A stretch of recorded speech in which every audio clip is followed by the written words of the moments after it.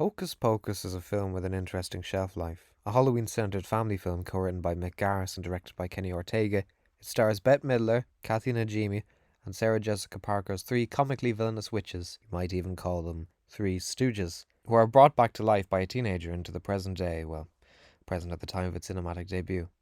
Walt Disney Pictures released Hocus Pocus in the US on the 16th of July 1993. They didn't want two different movies coming out in October dealing with the season of Halloween, though they were happy to put their name on this one, as opposed to the stop-motion Henry Selick Tim Burton co-production. The one they did put the Disney logo on was not a box office success and received mixed to negative reviews from critics. Roger Ebert gave it 1 star, opening his article on it with the line, "Hocus Pocus is a film desperately in need of self-discipline." He criticised the characters of Winnie, Mary and Sarah Sanderson, describing them as thoroughly unpleasant. They don't have personalities, they have behaviour patterns and decibel levels. A good movie inspires the audience to subconsciously ask, "Give me more." The witches in this one inspired my silent cry, "Get me out of here." So for a time, Hocus Pocus was just another Disney film that didn't catch on, but that was to change when it started airing on television. The Disney Channel on Freeform, which at the time was called ABC Family, started broadcasting it during the season of Halloween, and many 90s kids who missed down the theatrical run watched it with different eyes and found more of an appreciation for it. These days it's a Halloween tradition for some. It's a deeply nostalgic film with plenty of fans, and like Steven Spielberg's Hook, it's one that audiences have embraced over film critics' dismissal. For about 20 years it was a one-off. People were happy to watch it in time for Halloween, but the renewed interest in the property meant a sequel was a possibility. You know what studios are like.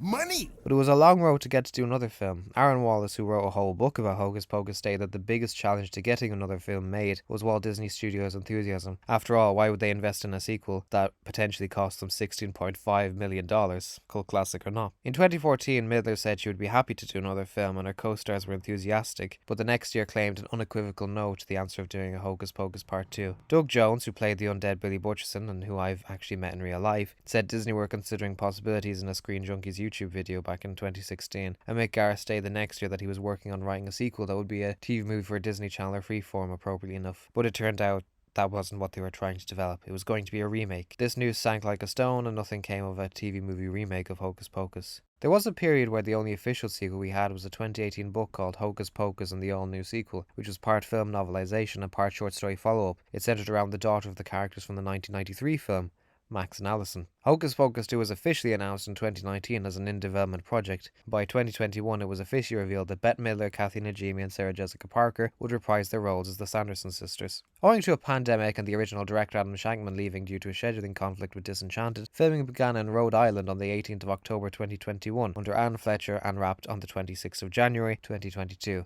Hocus Pocus 2 finally made its way to Disney Plus on the last day of September 2022.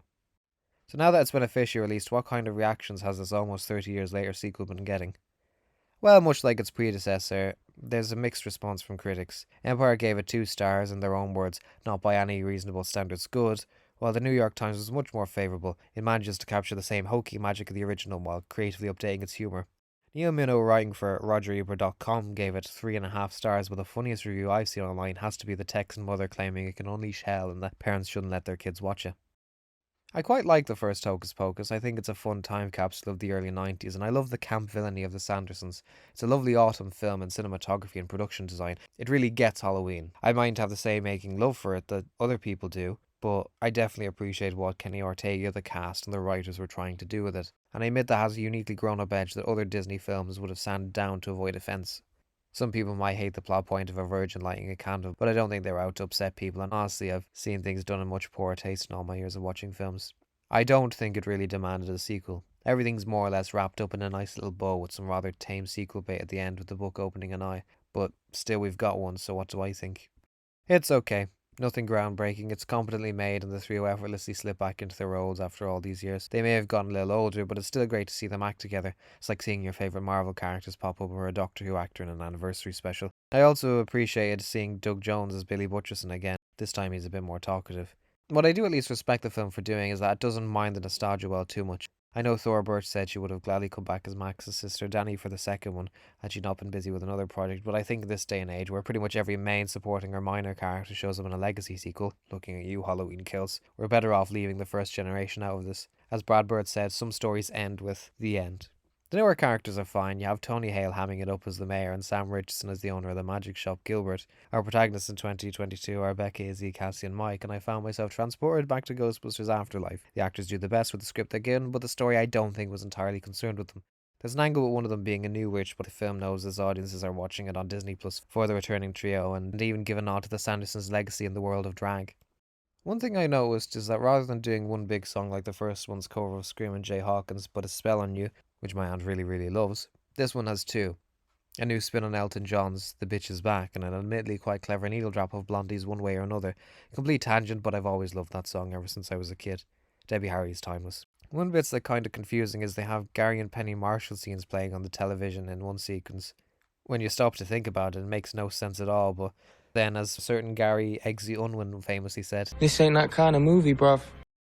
at this point in time for me, I don't see the film having the staying power of the 1993 one.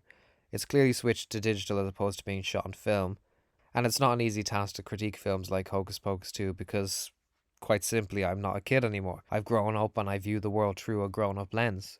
The next generation watching this might well find it hilarious, and if they've never watched the earlier one, it could encourage them to seek it out. Or it might make them go down to that American supermarket Walgreens and buy loads of stuff. A very strange choice of product placement, but there's loads of that in the first film. You've got 7-Up and Nike.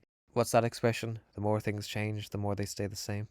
In conclusion, not as painful as it could have been, but I did find myself wondering, was this completely necessary? Just a bunch of hocus pocus? Well, not without merit, but not a must-see. Make up your own mind. 6 out of 10.